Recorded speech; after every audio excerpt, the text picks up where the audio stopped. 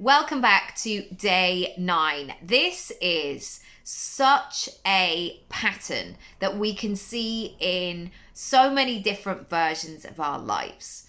So many people that I see get obsessed with the big dreams. You hear people saying things like, well, one day I'll win the lottery and then all my problems will be solved.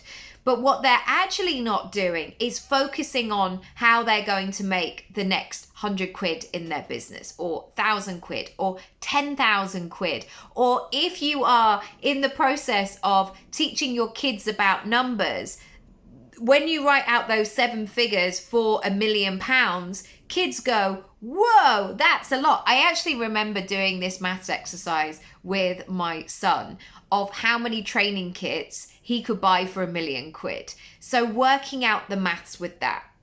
And this happens a lot in all kinds of different ways. Like, people will say, I'd love to run a marathon one day, without realizing or remembering that the only way you run a marathon is by building a consistent running habit.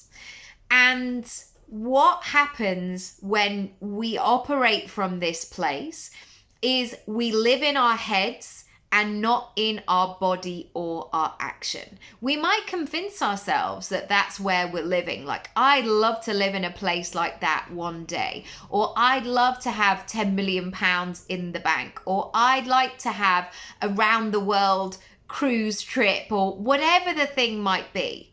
Instead of focusing on what is the next thing. So today, I want you to think about your big dream being at step number 100. And the truth is, you might not be able to, if you were visualizing it, you might not be able to see step 100 because it's down the road and round the corner.